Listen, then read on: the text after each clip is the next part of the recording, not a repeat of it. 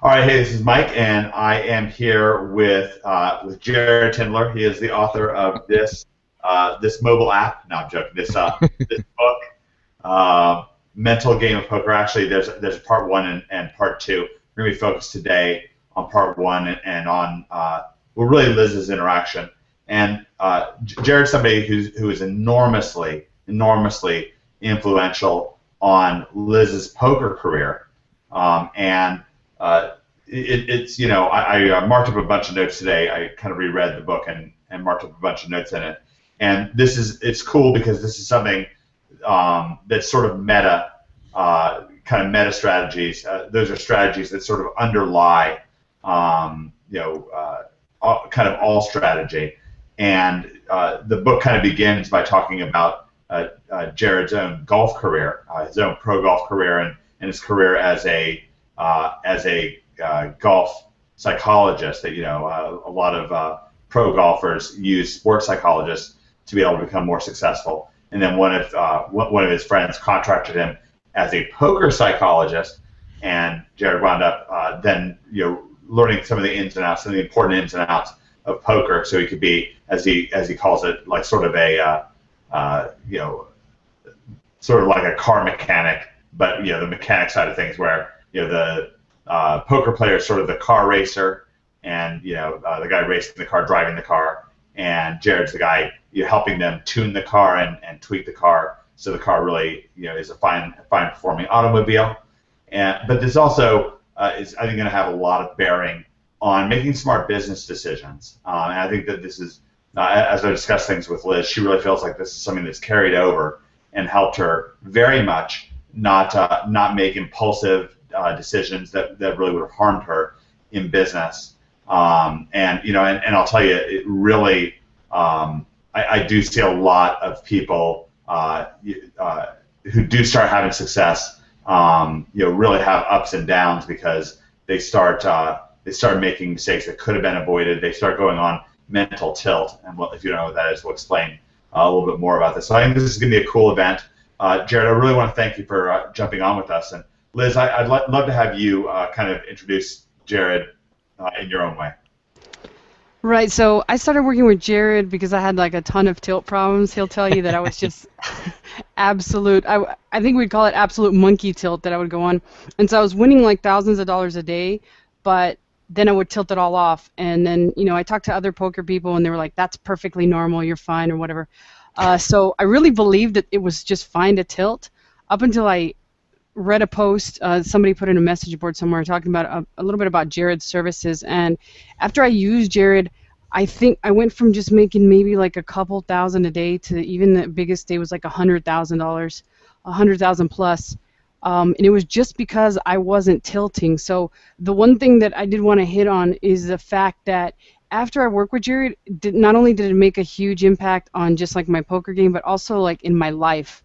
It was just like almost life-changing. And after I kind of started working with him, everything just sort of made sense. So people always say like, oh, you're always really good at, you're just really talented, you're good at whatever you do. And that's certainly not the case, because like I said, I have a really bad temper, I'm a tilt monkey. But after I work with Jared, it's like now I'm just so chill. I kind of never lose my temper for anything. In fact, people say like, you almost have like, you show no emotion because of the fact that that nothing really gets to you. And that's because you sort of realize like that you're really letting stupid things get a hold of you. So that's really what Jared did for me, and it was just life-changing. That's all I can explain to people. So by reading The Mental Game of Poker, if you certainly try to think of situations where all those things sort of kind of overlap with what's actually happening in your real life, like I always use the example of you're a backseat, not a backseat driver, but road rage. And you let people get you pissed off when they're driving and everything. But if you really think about it, like how stupid is it to get pissed off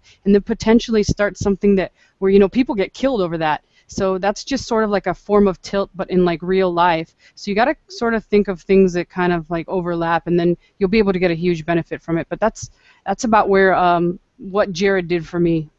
Great. And to contextualize things, of course, we've probably gone on a couple minutes here, and some people are wondering, what's tilt?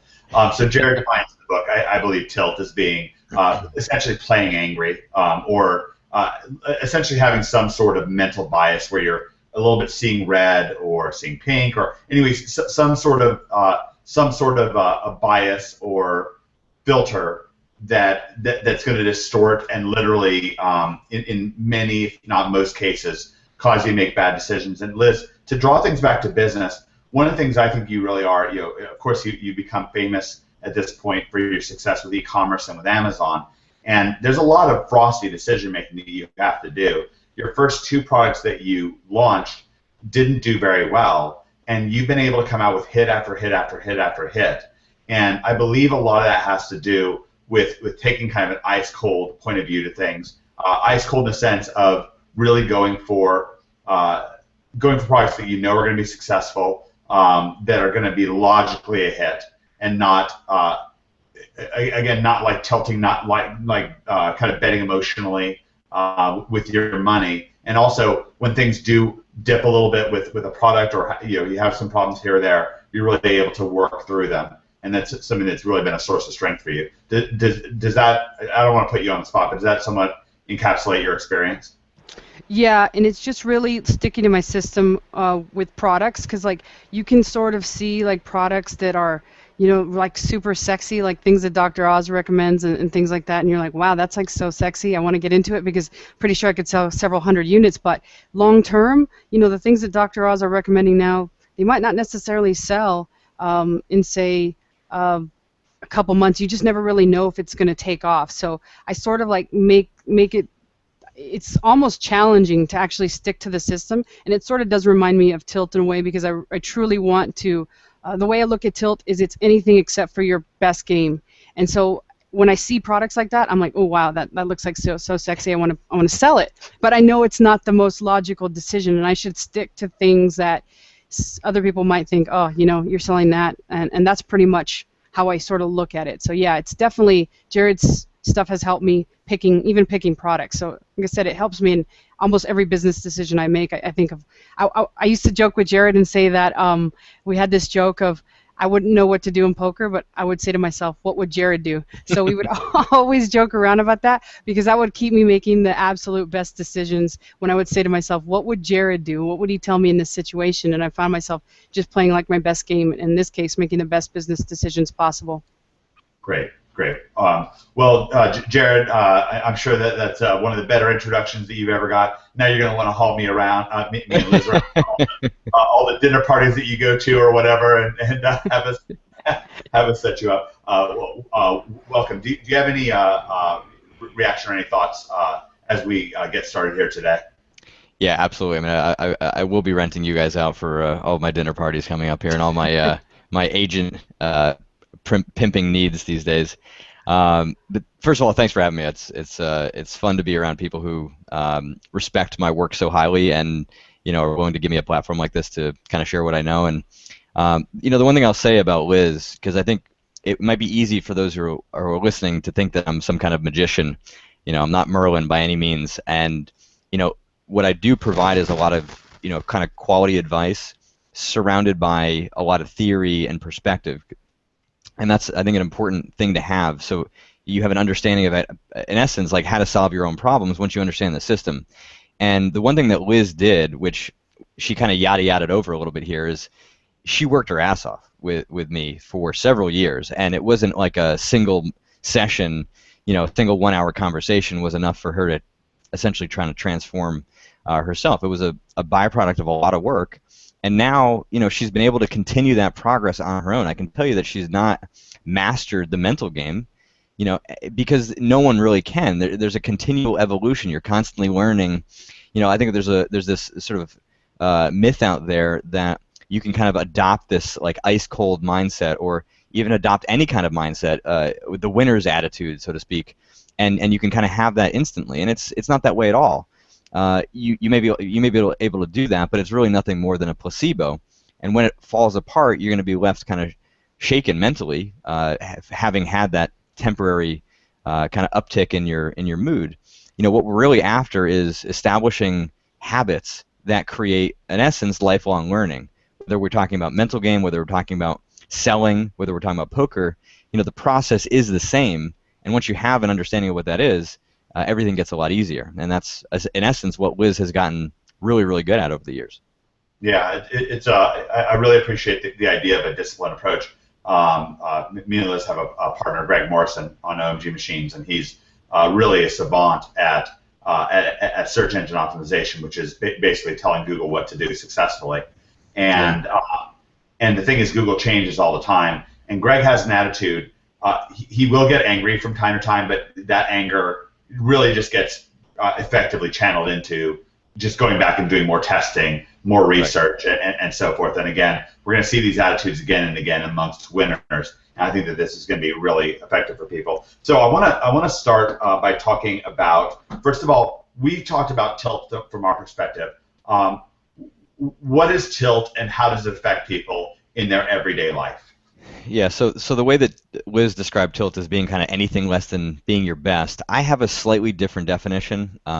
Generally when poker players talk about it, and that's kind of where the term came from, they were describing it in Liz's terms, which makes sense why she described it that way. For me, I need to have a really clear understanding of the why you performed below your best. And there are many reasons why. I mean, you could be drunk, you could be bored, you could be tired, you could be angry. And when poker players talked about being tilted, you talked about like seeing red or seeing pink, steaming, this like raging monkey tilt, raging on the roads. They generally are talking about being angry. Now, that's not true all the time, but for the most part, like 80% of the time, they were talking about tilt. They were talking about getting pissed off and then making bad decisions. So, we can talk about anger being tilt, or we can also talk about basically any deviation below your best and to try to figure out what is creating that deviation. Ultimately, to be at your best consistently, you have to hit a moving target. Right? Again, your best ought to continue to improve. And if it's not, then you better work on improving yourself.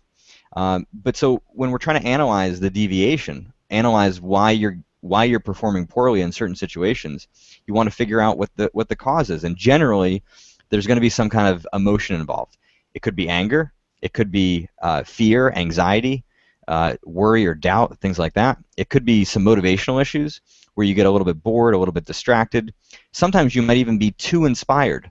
Seems kind of odd that you might have too much motivation at times, but it can be problematic in the same way that having too much confidence and getting overconfident can be problematic, just like being underconfident. So those are kind of the major, like kind of topical emotions that are going to create some performance issues. But then we can kind of get into some more basic ones, which would include, not really getting proper rest. So, continually being fatigued. I'm sure around product launches where you're just grinding for hours trying to figure out best strategies and whatnot. It can be very easy to create for fatigue to become an issue. But if you're well prepared, you can minimize those effects. And you can minimize those effects, especially if you know the kinds of mistakes that you're going to tend to make when you get tired, so you can be prepared to make those kinds of corrections. Boredom is an issue, distractions are issues. I mean, especially for people who are in front of the computer every day. I mean, you're one click away from, in essence, moving your entire business into something that is completely unproductive.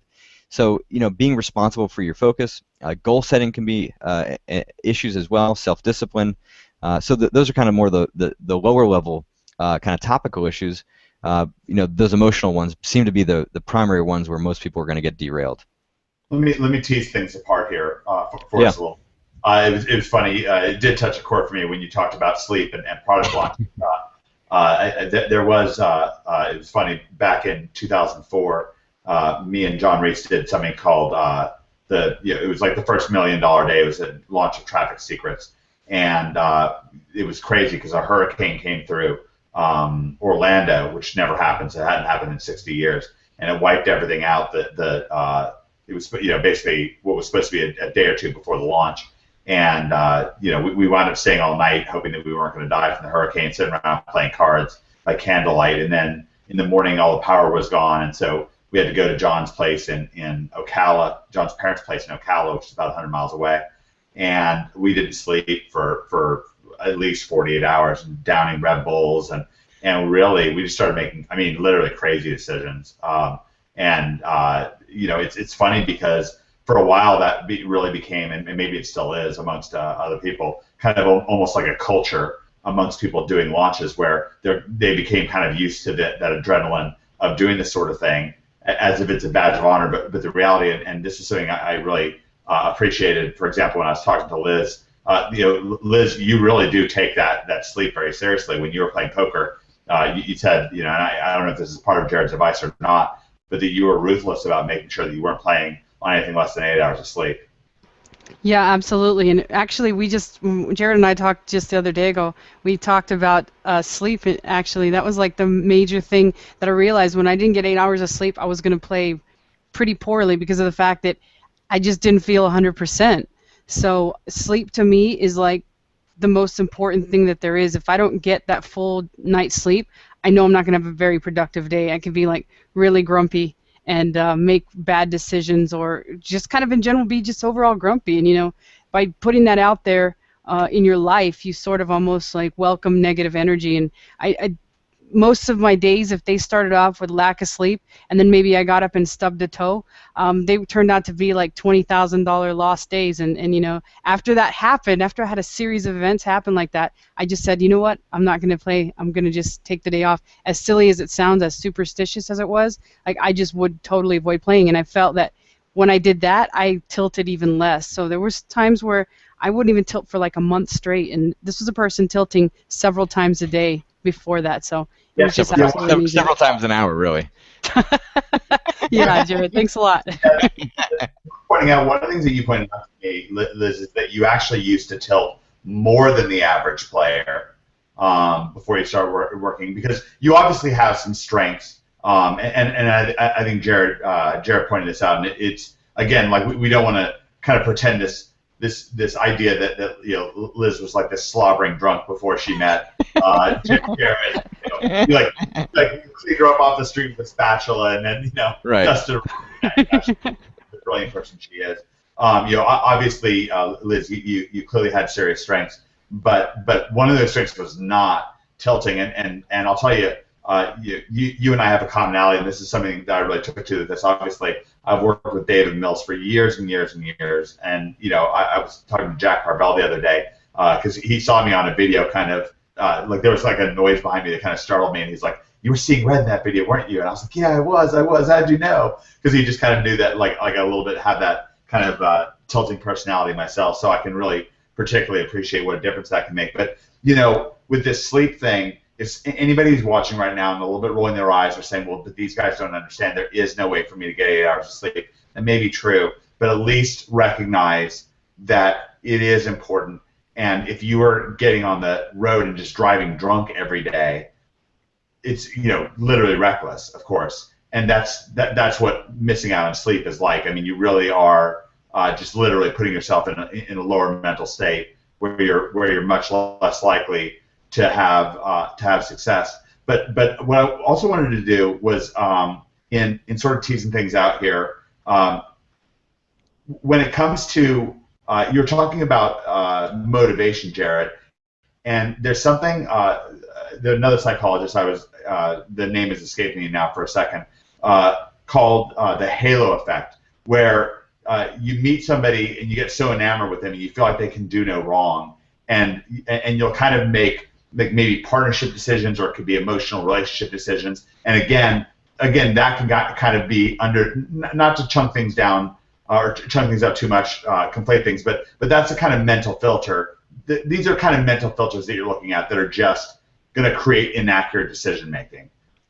Absolutely. I mean, I think whenever you're in a situation where you think somebody doesn't have weaknesses, you can pretty much assume that you are either overconfident about what you understand about them, or you're kind of falling for that halo effect where you just think that they're, in essence, like godlike, like they're omnipotent and can do no wrong. I mean, everybody is going to make mistakes relative to their own skill set. Everybody's going to have weaknesses relative to their own skill set. And if you're going to get into partnership with somebody, you want to know what those are. They may not be that bad relatively to yours, so they may, be somewhat complementary, but in some cases, if their weaknesses are exactly the same as yours, that's a recipe for an ineffective partnership, because you want people who are going to be able to protect your ass, and you protect their ass. Otherwise, you're gonna bang heads. And I think whenever you're dealing with big time decisions, you have to understand that there's going to be a range of options that are gonna play out, because there's always things that are beyond your control. So the variance in life, the luck factor in especially in the short term, is a reality. It's a big reality in poker. It's a big reality in golf. I think golfers severely underestimate how much luck there is in the game. And I have to imagine that there's a lot of entrepreneurs out there who, underestimate the luck factor. They think that they are in entirely control of their careers, and in the long term, that is true. The people who are genuinely skilled and successful are going to prove to be that case over the long term. But the geniuses of the world can look really dumb in the short term when luck kind of goes against them, and you've got to be prepared for that possibility, and in essence know how to be able to handle that, and especially with a partner. If things go bad, how are they going to react? You want to be able to know those questions, know the answers to those questions before you get into bed with somebody. Yeah, really, really fascinating, and I think that kind of draws me to a point that I was, as I was reflecting on your book, going back to your beginning. You talked about Dusty Leather Ash Schmidt, and I guess he was your first poker client. But the neat thing about you talking about, now you were a top golfer. You were actually an All-American, and you were very strong. You didn't wind up. My understanding currently is that you never wound up becoming a pro, and you felt like a lot of that was psychological. But you certainly were a top golfer, and you wound up helping a lot of golfers become much more successful themselves. And you made the transition over to poker. And one of the things I found fascinating, I actually got the opportunity just for a few minutes to observe Tiger Woods years ago when he was in his prime. Somewhere it was somewhere a golf course in maybe near White Plains or something like that.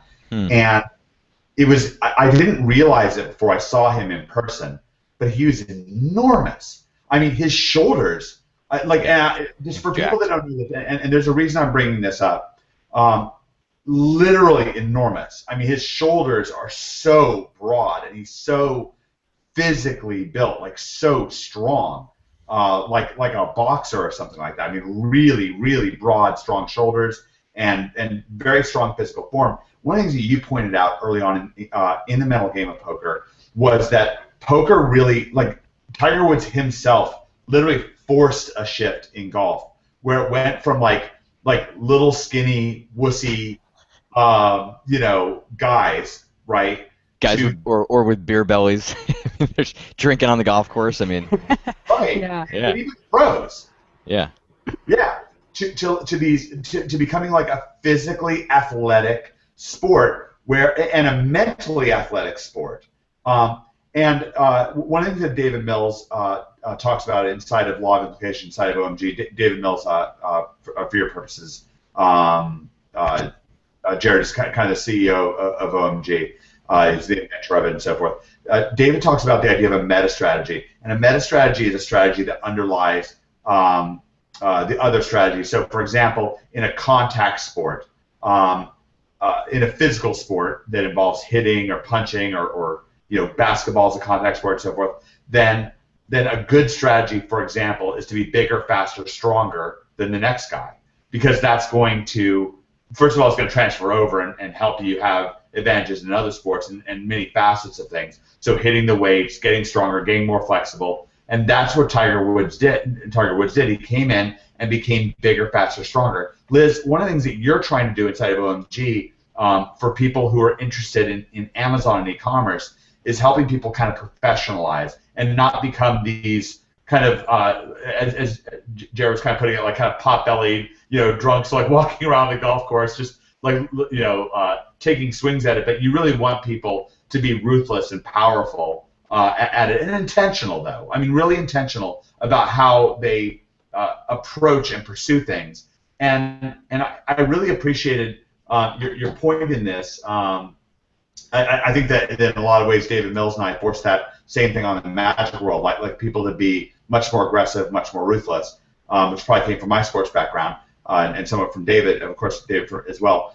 Talk about this idea, this shift that happened in golf, how it happened in poker, and then we can possibly conjecture on well, we've certainly tried to do this with OMG, try to make people the kind of the bigger, faster, stronger of the business world. Yeah, I mean, like, so when Tiger came on the scene, he people like saw immediately how much confidence he had. And there was anecdotally about that he had been working with a sports psychologist since he was like 10, 11, 12, somewhere in that range, and everybody knew his history. So between that and then his physical prowess. Now when he came on the scene, he was still skinny, but you knew that he was strong. I mean, he hit the ball longer than everybody. And so over time he continued to get stronger. But basically at that point, How much longer did he hit it? Do you remember? How much I longer did he mean, hit other well, people? like for example, like the Masters is coming up in a couple weeks, and they literally changed the entire golf course because Tiger was hitting it so far in on certain holes, like a par five, like the 15th hole at the Masters, I think at the time was like 512 yards, and back then that was not a very long par five, but it was a par five that you had to hit two really good shots in order to get there in two. But Tiger was hitting it so far that he was hitting a driver down this hill and had a wedge from 140 yards. So he was literally hitting it around like 380. Now, again, downhill to his advantage, but he's probably hitting it, on average 20 to 30 yards farther than the average tour player. And then the reality is that because he was so much more superior in pretty much every other skill set, the only other guys that could keep up with him weren't really good enough in the other areas. So it was like he had the complete package. He had the length and the putting and the chipping and the touch, and so he brought all of those together. And so there was a combination of both the physical and mental prowess that really made people look and reevaluate what was going to be required in order to compete with this guy. Because from 1997, maybe more accurately from like 2000 to 2006, 2007, I mean, no one could beat him. I mean, Tiger didn't miss a cut for like 10, 12 years. That means that he has to be on average better than like three shots, two or three shots per round better than the average golfer because there's so much short-term luck in golf. Like for example, if you get a bad tee time on Thursday, let's say it's pouring rain, but then on the afternoon on Thursday it's bright and sunny, and then the golf course is wet and guys are throwing darts at the greens. It could literally be the difference of three or four shots between the morning wave and the afternoon wave. So that luck factor did not affect Tiger. I mean, it's absurd. So Tiger at his worst was like three or four shots better than the field. I mean, it's completely ridiculous. So over time, the golf community started to realize like, okay, wow. I mean, so the infrastructure started to build up. These performance institutes started to get created for the physical side of it. There was a massive explosion of golf psychologists that came on the scene. By the time I was there, it was really hard for me to break through. That's one of the reasons I ended up going into poker, because it was literally nobody versus banging my head up against thousands. So it just sort of made good business sense. And so now if you look at the average golfer, the average tour player, none of them are overweight. If they are, it's by minuscule amounts.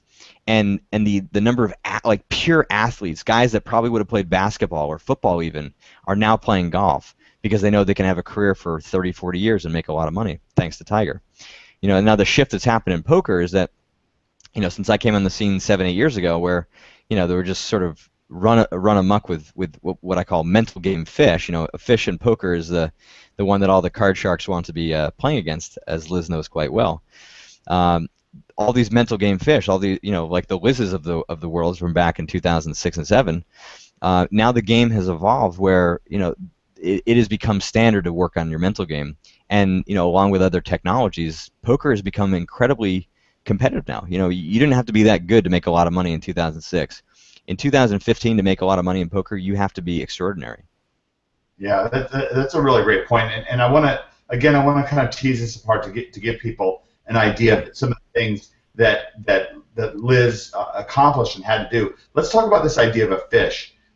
So a fish is somebody who you're going to expect to, let's say, consistently over the course of several hands. Let's say over the course of 100 hands, they're going to make several more poor choices, over bet a hand, under bet a hand, like that sort of thing, than your top player. Is that about what you're thinking as a fish being? Essentially, yeah. And there's one factor that actually makes a fish even worse than that. And for everybody listening, you want to do a gut check and ask yourself, are you this person in your business life? The fish is a really good fish for poker players. In other words, like a bad fish in reality, when they don't realize that they're the fish. When you don't know how weak you are, when you don't have that awareness of your weaknesses, you think that you're actually playing really well when in fact you're incredibly incompetent. You are a huge liability for your own career or for your own chip stack and sitting in front of you. And there's a lot of people who are really, they're motivated. They believe deeply in themselves. They want to be successful. They believe that they can be successful. And those beliefs and those drives blind them to the realities of their own skill set. And they're dangerous. They're basically guaranteeing failure. Because if you are not aware of your weaknesses, you're not going to be aware of the things that are going to trip you up. And most likely, you're going to blame either other people or factors beyond your control. And you're not going to really take control of your own success. And you're gonna flounder, for lack of a better another fish term. Well, let's I think this is going to be very valuable for people. Let's tease things apart because Liz, you actually literally made some of the most money that you made were off of fishes that were literally extremely good at other facets of the game. So, for example, a lot of the money that you took off of fishes was off of tournament champions, people who are going out there and winning no-limit poker tournaments, even World Series champions.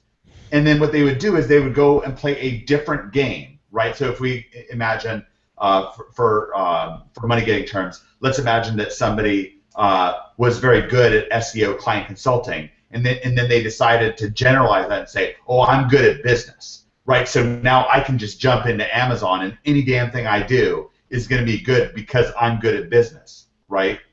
Then and let's say they just started spending money wildly on various products, from their gut because they're good at business. You literally, you would just shark money off of these guys who had just walked away with even millions from World Series poker tables. Right. It's just that they weren't good at cash games, because being good at tournaments and then versus being good at cash games are two entirely different things. So like they would be overconfident in their overall skill set, kind of how Jared said earlier, and they would think that they were God's gift to poker, and then literally tilt off all their money to me at the cash games because they thought just because it's almost like a sort of a form of entitlement that like Jared talks about in his book. Like they feel that because they just won all this money, number one, they're overconfident, and number two, they're entitled to win at just about anything else they do. And the same is true in business. If you kind of like do good at SEO client consulting and then all of a sudden you jump into Amazon and you say, I'm going to blow all this money on products because everything I touch turns to gold, you're in for kind of a rude awakening, because it's really, it takes time to sort of scale up and figure out how you're going to run systems, because that's typically the thing that will kind of bottleneck your business is systems. So that's it's very similar to poker. Yeah, I appreciate you saying that. So so one of the things I want to do, I'm going to get into a quote that you have from the book, but one of the things I want to do is not like run past this idea of like who's a fish and what to do. So let's say somebody looks at it and says, okay, so maybe I am a fish when it comes to SEO, when it comes to ranking sites #1 in Google. Maybe, maybe I can acknowledge that, maybe I'm good at sales, right? And I have a background, maybe I sold carpet cleaning for a while, or I sold cars for a while, and I know that if I really dial in, I can sell cars, and if I could sell cars, I could probably learn how to sell SEO. But dang it, I'm not ranking sites. Or I'm good at Omaha, but I'm not good at to go back to poker. But I'm not good at no limit poker, no limit tournament poker. Or I'm good with golf. It could be literally I'm like you were saying, different facets of the game. I'm good at driving, but I'm bad on the greens. You talked about a story where you missed a cut by one shot. By one stroke when you just had a particularly bad day on the greens. You're playing the rest of your game was really some of the best golf that you'd ever played. What are some of the advice points that you give to somebody, first of all, for identifying, hey, maybe I am being a little bit of a fish here, and B, how do we start moving out of that? Yeah, it's a really good question because the the reality is that like to be successful in dynamic environments like golf, like poker, like SEO, like business, really, there's a whole range of skills that are necessary to be successful. And so you want to, start to look at where your strengths lie and how much are those strengths applicable to the thing you're doing. So take the example of the sales guy who was working in other industries. So there's an existing skill set that's there that gives him some potential to be successful in sales, in SEO, or other kind of online endeavors, but that doesn't guarantee that's going to happen. And in fact, what can happen is that overconfidence in being successful in sales and elsewhere may actually reduce their priority to understand the unique details of being a successful salesperson in another environment. So even within your skills, the skills that you would consider quite strong, you still want to be realistic and ask yourself the questions. Where do my weaknesses lie? Because again, even amongst your strengths, there's going to have relative weakness. Those relative weaknesses may be stronger than somebody else's, but the point is that they are relative to you. And then you want to start to look at, again, in the broader context, like what are the overall skills that are necessary to be successful in this thing that I'm doing, and take an honest assessment of yourself in evaluating yourself along those lines. Now, the reality is that everybody is biased. You're biased. I'm biased.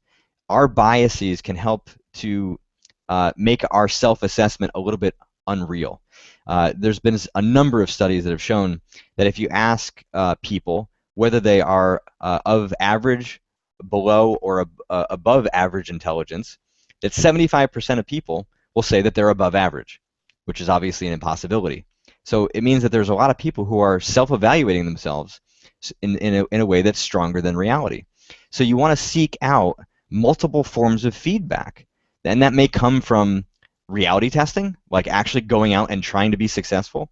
And then when you, like, let's say, do some campaign testing or even some SEO testing, and you get positive feedback that says, yeah, you're doing a good job, you still want to be skeptical that there may be some good luck involved. Or on the flip side, if things go really wrong, you can be a little skeptical that maybe some bad luck was involved, but you really have to look at the reasons why you think you weren't. So you can get some feedback from actually doing it, from playing the game, so to speak, and then you can actually get feedback from professionals who know that that you know more than they do. So again, feedback is key. Getting these accurate self-assessments, and then results become kind of the ultimate proof. And none of this stuff has to stop you. One of the great news items about business, I'll tell you this right now. This is great news, especially with OMG. You're walking in with such an overwhelming advantage, and what we're doing is already a rigged game. Where we're at in the state of SEO, especially with having Greg and Jimmy and Russell and Sue to back you in the SEO game, having Liz to back you when it comes to physical products, Amazon, e-commerce, Cotton when it comes to client consulting and of course all the resources we have for affiliate marketing. You're so far ahead of the game, but one of the other things I want you to know, listen, I've been a gamer all my life. Liz has been a gamer all her life. And I'm here to tell you that the competition that we're up against is humorously unskilled compared to the skill set you're able to bring to the table after studying inside of OMG and after applying yourself. So don't get intimidated. In fact, one of the reasons why we're so excited to bring Jared on here is one of the reasons why I was so excited was because I really wanted to talk about this genesis between golf before Tiger Woods and after Tiger Woods and poker kind of in the early stages and poker now. And by the way, even before that, I mean, Liz, I don't know how well you remember what it was like before poker even got really more popularized with like the World Series of Poker, when they first started getting televised, and like for example, Moneymaker versus Dave Williams. I remember that was probably around 2004. That was right when we did actually the $1 Million Day. It was the same. I guess I know because I was instant messaging with Dave Williams like late at night before the finals and everything like that. And but it really hit a point of popularity 2003, 2004, 2005. Where it exploded in popularity. And the funny thing was, the old guard in poker before then, they were humor, like compared to, like, say where you were at, Liz, in 2007. I'm sure you ran into those old guard people, and it must have been just nuts because they were terrible. But by skill wise, by way of comparison. Yeah, absolutely. I think they just kind of like didn't know what hit them because the new type of player we were like playing like 20 tables at once and not even I mean it was just like no sweat to us and they kind of you Now, quickly how caught many up. 20 tables at once? Can you explain that for somebody who doesn't know what you're talking about? Sure, we would have like double monitors, or in some cases triple monitors, and you could like line up the tables. They'd be like little tables that they would be, and then you would get like some software that could be like automated, like Hold'em Manager. It was actually Poker Tracker at the time. I don't know if you remember that one, Jared. Poker Oh yeah. Tracker. Yes, it was the very first poker tracker. So you'd have like software with a heads-up display that would even give you stats on the players, and you would just base your decisions off their stats. And that's pretty much how you played it. So these like old timers were like they didn't know what hit them because we were quickly catching up to their level of experience by playing like literally a million hands a year. I mean that was like pretty much on average what I would do is a million hands a year. So that's kind of how we quickly caught up to them, and they didn't know what hit them. To give a point of comparison, probably how many hands a year were they playing? Wow, that's probably not even in the 50,000, maybe? Is Oh, that about right, no, Jared? there's no chance they're in their careers they were probably playing less than 100,000. You know, if they had had a 20-year career. I mean, you know, at live poker you get on average about 30 hands an hour. If they're playing 2,000 hours a year, I mean, you're talking about like 30 so like 60,000 hands a year, I guess. Yeah. Yeah, they're about So 50. Yeah. yeah, so it's yeah, I don't think they're playing that much. I mean, there's yeah, they're not playing 2,000 hours a year. Let's put it that way. Yeah, so I was playing about a million hands a year was on average what I would do. You know, and I can liken this. I'll tell you, before me and David Mills hit the internet marketing world, um, we were, uh, you know, we we got into it. We started doing these launches, and we were getting hit with so much more data than other people were. Like, we were getting, because internet marketing is a matter of people, but it's also a matter of yeses and nos. Like, the sales aspect of it is somebody, and they hit a page, and ultimately they vote yes by clicking on, reading on, pulling out their credit card, entering that information. It's ultimately a lot of yeses and nos. Okay, and we were seeing so many more. We were getting so much more data. In sometimes months, we'd get more data than somebody could get in their. I mean, in a business lifetime. Like before what we were dealing with. And especially with the way, and this is one of the things that this kind of cues things up, and it kind of gets me excited. Um, there was a way in which we were evaluating the game, because when David and I were in Magic the Gathering, we would actually, interestingly enough, play a lot less than most of the other pro players would do. But what we do a lot more of is evaluating and analyzing, to use Jared's nomenclature, and he can explain to you a little bit more about what we mean. A lot more preparation, a lot more preparing, a lot more TLC. Let's put it that way, on both ends of playing. On the preparation side, and then on the tail end of it, reflecting back, learning from what we've done. And once we brought that into the internet marketing world, I mean, it was really, really nuts.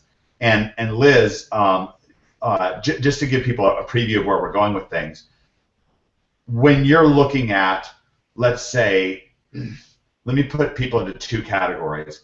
One will be, let's say, a completely uninitiated merchant on Amazon, where they're not getting any sort of training, they're not joining any coaching programs, they may not even know that coaching programs exist. Maybe they're a small business owner, maybe they moved from eBay over to Amazon, maybe they're from China. So that would be like kind of the uninitiated. And then if we imagine somebody who, let's call it, the initiated, right, where maybe they bought a coaching program, one of the large scale coaching programs out there. Maybe they've read up a little bit more or whatever, but they're not at, kind of like at this OMG level where you are, right? Like where you're this very, I'll call it the strategic level. What are the differences in decision making that you're seeing between the uninitiated, the initiated, and I would call like the professional level where you're at? The main differences are people that aren't really doing things the right way. They're pretty much relying on what sort of like maybe mainstream programs say is the right way to do something, and really those So programs that would don't be really kind of more cover. the initiated category. So, sorry to interrupt you. I just want to kind of tease things out because you're also running up against competitors that have no training whatsoever. Like they're Right. just literally just flying Fish. blind. They're just like fish. So you got the Okay, fish. Yeah, you've got fish that don't know what the heck they're doing at all, and they're just throwing things up there and hoping it works out. And there's actually literally a sea of them. And then you've got the people that I think you said were initiated. yeah, I'm Initiated. calling them initiated. Yeah. So Okay. to go back, for example, to go back to the poker analogy, the pre-era, before things kind of started getting much more exciting and much more intense. Let's say back in the 1990s, 1980s, 1970s, and then that kind of middle era was, things started kind of, the tipping point was probably about 2004, and then like Jared pointed out, now in 2015, it's just nuclear arms race.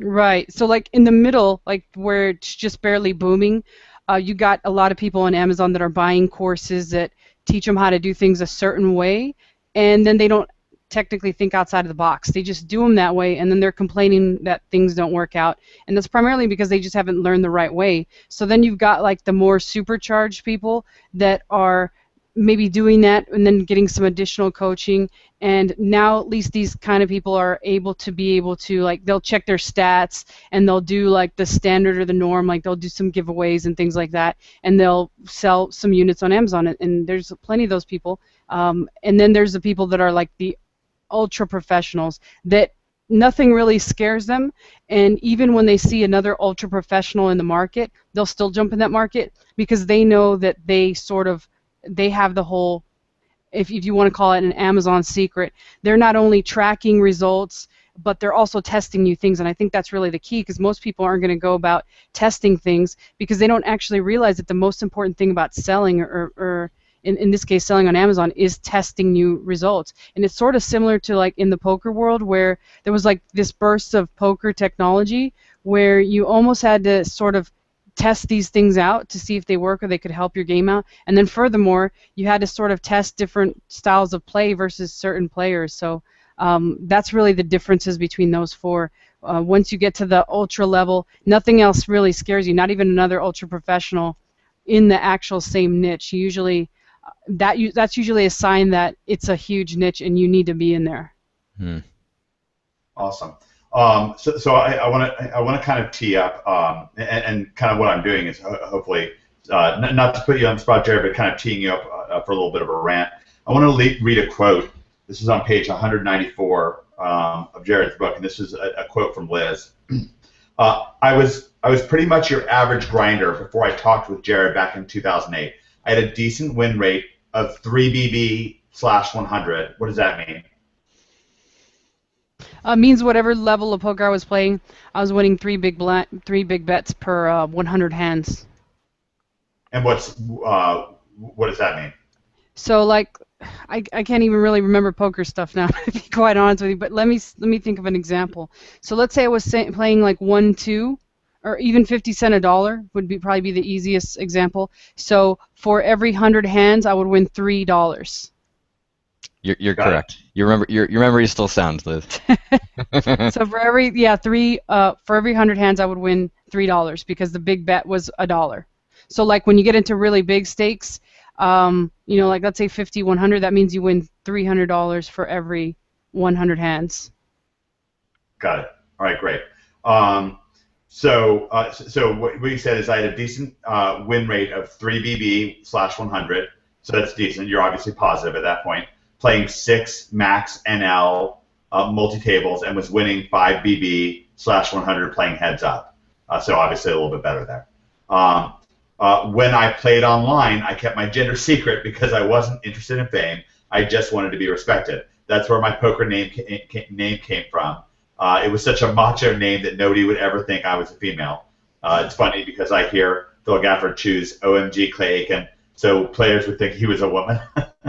Anyways, the reason I wanted to talk with Jared was I was tilting so much more heads up. poker can be downright infuriating sometimes. And when it makes you want to slam the hell out of your mouse, where sometimes it makes you want to slam your head, the hell out of your mouse. I always thought tilt was normal. I had a conversion with respect to 2+2 poster, and a coach who actually told me that tilt was just a part of the game. I would tilt 2 to 3 times in a session, and I assumed that I just had to deal with it until I read Jared's thread on Stocks Poker and decided to give him a try. Right away, he helped me see how many types of tilt there are. He taught me how to identify them and got me to write down my own tilt triggers to determine what I would do and why I would do it. I would keep them written on a note card and focus on it while I was playing. When one of those triggers would show up, I'd remind myself there was a potential I might go on tilt, so I'd do some breathing exercises and stop and think about it for a minute. He also made me think about my signs of tilt, the things I would do when I was on tilt, like being overly aggressive, acting without thinking, making bad bluffs. When I noted these showing up, I definitely knew it was time to take a break. After doing this for several weeks, I eventually got to the point where I didn't even need to take a break. I could just take some deep breaths and keep on playing. The fact that I had noticed them was enough to stop me from tilting. Really, the thing that helped me the most was the concept of the journal, and this is one of the things I wanted to get to. When he first mentioned it, I thought it was lame and I didn't want to do it. I had an image of a teenager writing in a diary about her feelings. I once came across my mom's journal as a little kid and it was scarring. So I know. 6 months after fighting him on it, I gave it a shot, and wow, was I blown away and upset that I hadn't done it much earlier. It helped me really understand what I needed to do. It created a map, in a sense, which really accelerated my learning process. Now I have a journal for about everything I do, and it's such a helpful tool. I use it for tracking, but I also use it to explore new ideas and to break down my mistakes in a somewhat positive manner. The results of my work with Jared didn't happen overnight. It took me a few months to really put them into play. Half of the work and the advice he gives, half of the work is the advice he gives. The other half is up to you. What he gave me had a huge effect on my win rate, even including those old hands. My win rate is now almost 12 BB over 100, so 4 times as much at the time of you writing this, over 1 million hands from 2 to 4 all the way up to 50 to 100 heads up. And basically, long story short, in those million hands of poker that you are playing, you're winning about $1 a hand. Ultimately, you became a poker millionaire. Right, definitely. That was, like I said, thanks to his coaching. And then most importantly, like you said, it was me following his coaching, because you can read his book all you want, and if it goes in one ear and out the other, and you don't actually execute the information that he gives you, then you're just going to be the same person. And it really takes work on your part to actually change, but it's all there in his book. And to me, I couldn't understand why people would pay him some pretty decent money and then just do nothing with it. You know, those would be the very people that you'd see tilting at the table. So I would sort of take advantage of a lot of them, and I knew I would jump in there and play against them and try to push them over the edge, because I knew they weren't going to push me over the edge. So yeah. So what I wanted to get to, and to kind of tee you up, Jared, I know that was kind of a long rant, but I want to talk to you about the whole idea, because going on, you also started talking about playing, like people that would like wake up and jump in and just start playing and not mentally prepare themselves, not set the stage, and also sort of finish and not unwind. I'd liken this a lot to working out. It's crazy to me when I started working out and eating well. Literally in like 10 workouts, my body shape changed. But I was doing it right. I was I was preparing beforehand, winding down afterhand, and so on. So I'd like to just, having you kind of queued up, I'd like to just kind of hear you get off your chest whatever you have to say, because I'm sure you have a lot of ideas since we went on this long rant, but just the whole preparation and reflection, because things that are happening in the moment we don't have much control over. It's that preparation and reflection that we really do. Yeah, I mean, you can look at your performance, right? The decisions you make when it matters as being a test of your preparation, of your readiness, of how much you've studied, right? And so then as you look at that process over time, right, you take all of these tests, you take all of these exams. What I love, Mike, about what you guys were doing with Magic before is that you were really trying to extract maximum value out of every test, every opportunity you had to prove what you knew. You got to extract maximum value from that basic evaluation and analysis that you went through. And certainly Liz was doing the same thing in poker. Certainly I do the same thing regularly with my coaching. I mean, my coaching has accelerated like ridiculous amounts. I was telling Liz the other day, one from writing both of the books has helped tremendously, but two, I am continually reviewing my own work, and it's like sickening how quickly I can diagnose problems now, and prescribe strategies because I have such a strong ability to analyze and read situations. You know, much like your ability to kind of parse through massive amounts of data. I mean, I can see things that other sports psychologists can't see. I can see things that other players can't see, which is ultimately what you guys both are doing in many facets of your careers. It's the ability to kind of parse through that. So the evaluation becomes your chance to really reflect on what happened. Because in the moment, you do not want to be reflective. Reflection, higher levels of awareness is a problem. It means you're distracted. It means you've taken your eye off the prize. So when you are quote making decisions, when you are performing, you have to be focused on those decisions and digging deep into yourself to make the best possible decisions you can. And then afterwards, when you get a chance to take a breather and reflect on that product launch, you know, you want to really dig through all of the data or as much of the data as you possibly can to really do a very close forensic analysis of exactly what happened. And then you kind of pull through and look at, you know, mistakes that you made, things you did well, and reformulate your strategy slightly. And then in preparation for the next launch or even the next day, depending on what the cycles are like, you are then preparing yourself diligently to make the corrections or make the upgrades to some of the decision making that you would have made before, to then kind of cycle right back into to that next decision making.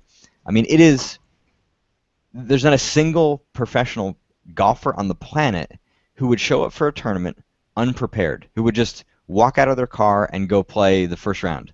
It just doesn't happen. They spend 3 days before at the tournament site, like getting incredibly detailed notes about the golf course, honing their technique that's necessary to play that golf course, because every golf course is unique. Sometimes you're going to need to be able to hit the ball a little bit farther.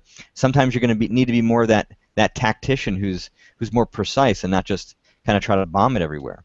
But so you're trying to hone your game specifically off of that analysis, and then you go play and you get, you know, four opportunities to keep fine-tuning your game, fine-tuning your strategy, and the more that you do that, the better you're going to be. One last, I think, really big point here. When we're talking about that continued evolution that I was describing earlier, when you're performing, it's not just a test, actually. You're actually learning. You're cementing knowledge. You're cementing a perspective. You're cementing the skills that you've been working on when you are able to apply them in the context that you're trying to apply them. Right? So you can be as prepared as possible, but if you are not able to make the transition to executing when it matters, it means that there's something blocking you, and you've got to take care of that because you're missing the opportunity to cement your knowledge. And sometimes it can simply be by trying to do too much.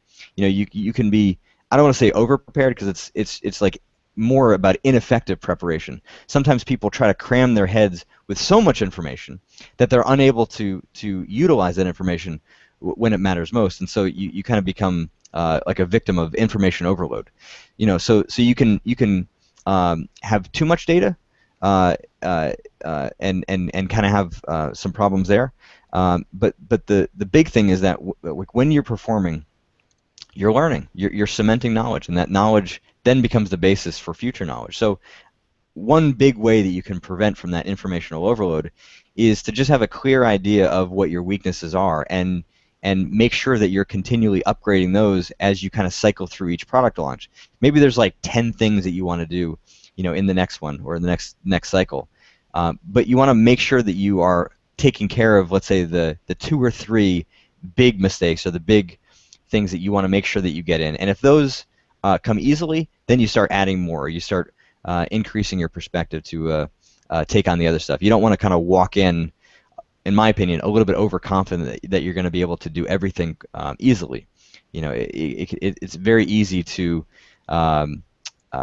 lose sight of exactly what you're trying to accomplish when there's too much going on in your mind at one time.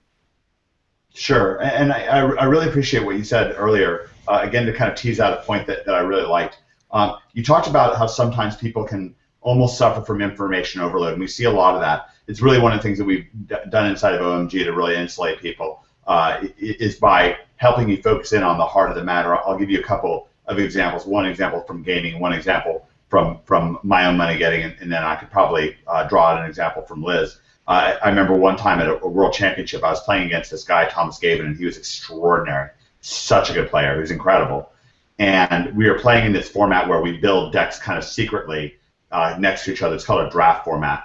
And he knew almost every card in my deck. He was just like, well, you had this because of this. I mean, he knew the order of the packs as they were open. This is highly technical, but it just involved an incredible amount of memorization, sort of like card counting if you're doing blackjack or whatever. Anyways, regardless, he had just this enormous amount of information about my deck as we were playing, and we were playing against each other, and I just crushed him. I mean, I just completely smashed him. But he kept talking about all the things in my deck and all the mistakes I made, but his conclusion was that my deck was just so damn powerful, and he couldn't get it. And what it was that I focused on what David Mills calls the heart of the matter. David Mills had designed a specific deck. The long story short, he was playing a 2-color deck, which everyone there was playing was a 2-color deck. I was splashing a 3rd color for a few powerful cards that dealt with the weaknesses of my deck. I was playing blue-white with a little bit of black, and that's why my cards were just so much more effective, just so much more powerful. And it was just mind-boggling to him because he had all this analysis. He kept every data point in his head, and it didn't matter because I just blew him out. And we do this in business all the time. I went to an internet marketing conference about a year and a half ago in Las Vegas, and there were all these internet marketers there that were discussing getting what it had a lot to do with launches, as Jared was discussing. There were all these internet marketers there discussing basically strategies around how to get $1 EPCs. So what that means is $1 earning per click. So they're using their email lists to send their prospects to offers, and the hope was that if they sent 1,000 prospects, they would earn $1,000, right? So $1 earnings per click. And I was sitting up there being like, okay, I was watching it. I was kind of bamboozled by the whole thing. And the organizer of the event asked me to give a speech, and I got up there. I just couldn't help myself. I was like, well, we're getting $50 EPCs. And the crazy thing was, and I explained how we were doing it, the crazy thing was, and Liz, you can appreciate this, I was under-exaggerating. Actually, I think I told them like $30 EPCs. The reality was at the time we were making like $50 EPCs, and really sometimes we get like $90 EPC, or actually even much more. Like our EPCs can be in the hundreds at times. And I'm watching these guys obsess about getting dollar EPCs, and it's like forest for the trees. And Liz, the same thing for you. You were actually talking. Actually, you were talking to another top seller, and this is not to make a go to them. They're doing a great job, but they were literally getting frustrated over their sales. This is a story you told me maybe a day ago or 2 days ago. Could you relay that story? Yeah, it was actually another seller, a friend of mine, that was upset because they were selling 80 units a day, and then all of a sudden it went to 20 to 30 units, and I was like, is that really something to be upset about? Because I mean, the whole point is get more products out. You can get it to 20 to 30 a day, and you can get 20 products out in the next couple months. I mean, you've literally got a gold mine, and when one goes down, it's not really like a problem. So it's really like about 80 units is great to have, but sometimes if you can't get 80 units, like 20 to 30 is just as good. So I kind of couldn't understand that because it's a little different than the EPCs, because those are insane EPCs, Mike. So it's just you're a master. Well, the point is, the question is what to focus on, because what you're like. My point is this: for you, you've got all these base hit products that are adding up to a massive home run, right? Right. Like when you're making $1 a hand. Somebody might look at that and say, $1 a hand, what's that? You're able to play 1,000,000 hands. Definitely, yeah. And so one of the things I want to point out, I was actually listening to a recording of David Mills. He was talking about the idea of perspective, and I'll just kind of quickly relate this. If you want to find this, it's in his new law of implication rundown video number 3. He really particularly goes into this, probably 3 and 4. And like if you think of X as being a question, like should I sell this product? Should I partner with this person? How would this potential romantic partner react if there's a misunderstanding? It's a question, right? So the question is X, and Y is all the environmental factors surrounding it, like your perspective, your unique perspective, and all the environmental factors surrounding it. Then what happens in life is people will kind of forget about their own perspective part of things.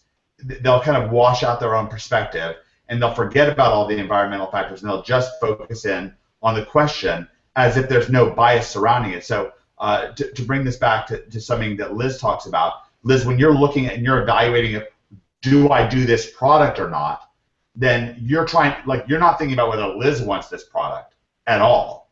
You're thinking about what?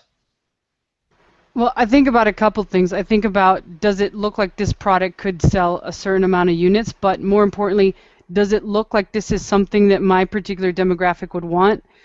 So I have sort of a system that I've sort of outlined, and I continue to tweak, and that's kind of how I pick products. It's not really, I don't really overcomplicate things, but it doesn't really matter if I want it or not. It's mainly, does my prospect want it? Would it be attractive to them?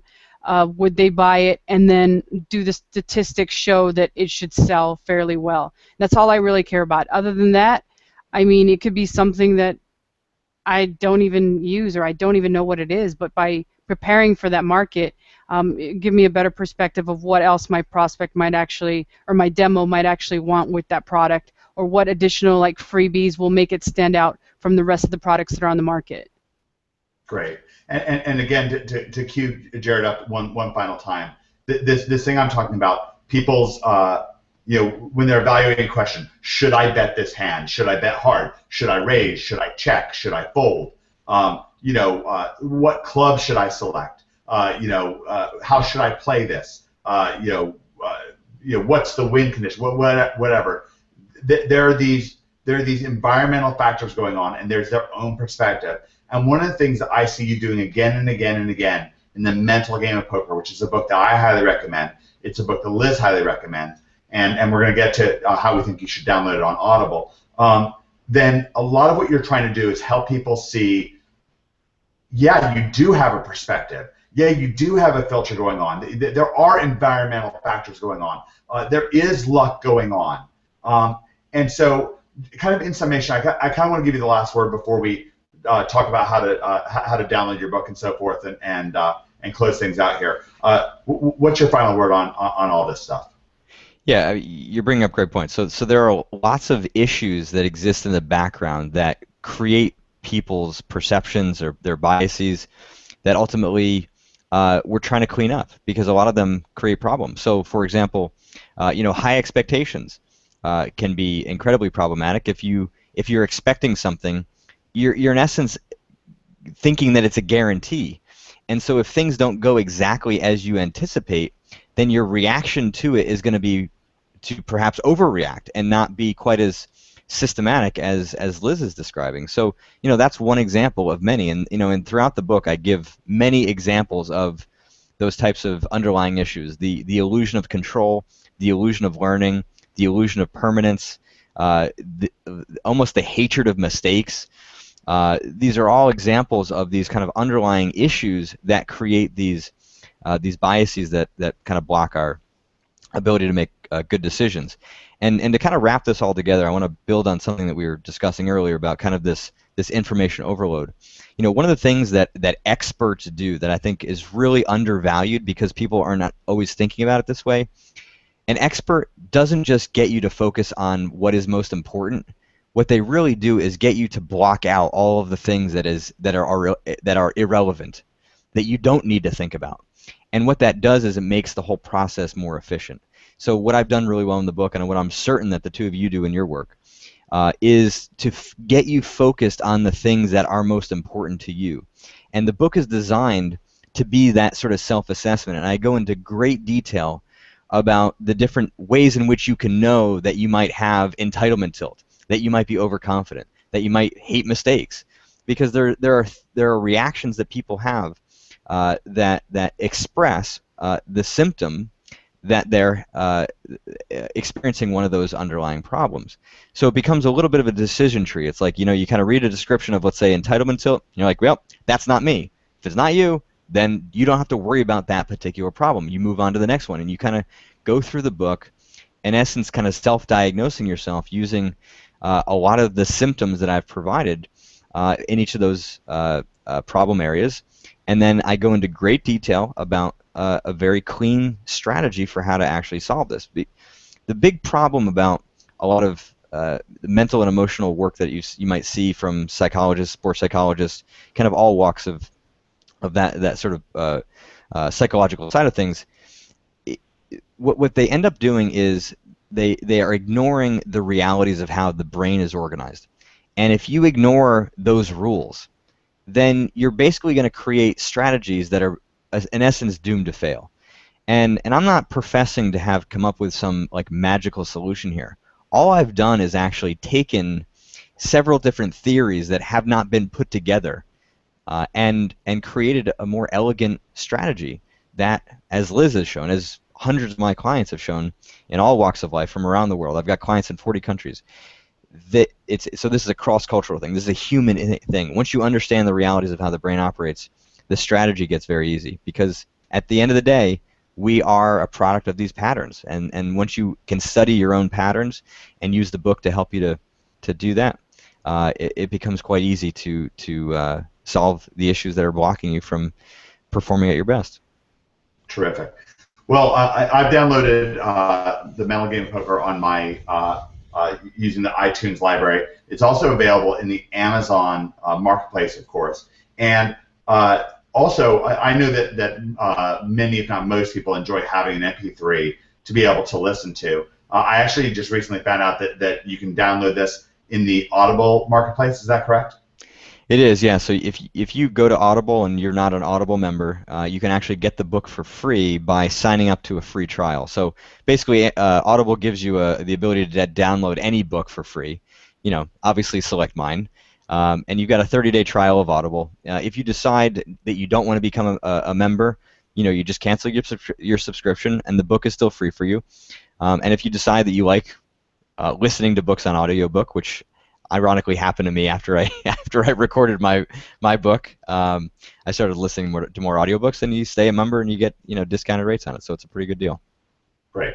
All right, Liz. I want to kind of since Jared meant so much to you, I want to kind of give you the final word, and then we'll wrap things up. Right. I just wanted to say that I think this it's been pretty amazing actually, and I'm sort of excited to actually go back and listen to some of the things that Jared said because I know that I'm having actual not necessarily issues, but he already just by listening to him, he gave me like several tips that I know that I can certainly improve my business on just by listening to him. So I think the guy's like an encyclopedia of information. Anytime I can get him on an hour-long call, that's what I do. In fact, I've even swapped internet marketing advice just to get him on an hour-long call. I know he is available for private coaching if anybody is actually interested. But I just wanted to thank you for being here. It's amazing. Yeah. How would somebody contact you for private coaching? I mean, they can go to my website, jaredtendler.com, and they can also email me directly at jared@jaredtendlergolf.com, and it's JAREDTENDLER. All right, so that's JAREDTENDLER.com. And we highly recommend the book. I'm sorry, Liz, I cut you off a little bit. Let me get back to you. Oh, that's it. I was just expressing my Jared love there. He's like the Thanks, master. He's like Master Yoda, So I truly appreciate him and everything he's done for me. And if you guys listen to all the advice in his book, I highly recommend his book. It changed my life, not only for my poker game, but also just in general in my life and now in my business. And I really don't. I think without it, I'm not sure I would be at this high level of success, or I would be able to reach such a high level of success so quickly, because he's really sort of like dissected the things that go on in like my head. It's sort of like weird. I kind of look forward to our chats. We talked for quite a few years every Friday afternoon, so it was sort of like amazing. It would make me have a new outlook on life, even if I just like got slaughtered for like 100,000 or something like that. So really awesome to have you here, Jared. Thank you so much. Yeah, thanks, Liz. I appreciate that. It's obviously I love hearing compliments from somebody like you, and it's always been a pleasure to talk to you and obviously work with you too. Yeah, and just to wrap things up and bring this home to the viewer, somebody who's watching this event right now, you know, we don't necessarily realize that we're making strategic decisions in our business. Should I buy this PBN? Should I, what should my anchor text be when it comes to SEO, questions like that, anchor text URL and so forth. You've got Greg Morrison for that. Turn to Greg, lean on Greg for that. That really matters. Amazon, product buying decision. Should I buy this product? How should I handle the SEO on that? How should I handle giveaways? How should I handle reviews? You get to lean on Liz and the rest of our team for that. Of course, when it comes to SEO client consulting, how should I price? How should I approach clients? How should I structure expectations? You've got Cotton for that. We really line this up for you. But if there's anything that you walk away from this very special interview with Liz and with Jared, an increased awareness of, like I talked about, that X plus Y, and definitely go back and review your law of implication rundown videos, and you can especially zoom in on video 3 and 4 from David when he's talking about this kind of bias in a different sort of way, this X plus Y, and David's saying something kind of entirely different. So it does bear some similarity. I'm not saying that they're saying the same things or that David and Jared have the same expertise. They're really wildly different. But there is some sameness to learn here. You're really paying attention to your decision making, really paying attention to also this idea of preparation and reflection. I think is just extraordinarily valuable. And finally, to bring things all the way back to the beginning, what we talked about at the beginning, this idea of professionalization, realizing that you do have such an overwhelming advantage and taking advantage of that. I'll tell you one thing, if you walk away with one thing and one thing only, please take that. This is a time in the internet marketing when the skill level of your competition is so low. Not necessarily because they're dumb people, not because they're oafs or something like that, but they just don't have the overwhelming advantages that you have, like this event right here, and the rest of what you're getting inside of OMG. And when it comes to competing with businesses that are not online, that are not doing SEO, physical products businesses that are not doing e-commerce or Amazon, I mean, don't even get me started. That's just ridiculous. So I want to thank everybody. And finally, just to sum things up, I endorse this book. I've gone through it twice now. This is The Mental Game of Poker. There it is right there. You can see I'll show you my bookmarks right there. Is that going to show up? Well, that's going to show up. But those are my bookmarks right there. I thought this was extraordinarily gracious and generous on behalf of Jared. And I know a number of OMGers have already bought your book, and I hope they jump in on it. And you can head over to jaredtendler.com if you want to meet Jared and get to know him a little bit more. Jared, thank you so much for your valuable time. Absolutely, Mike. Thanks so much for having me. It was great talking with you. And you as well, Liz. Thank you, Jared.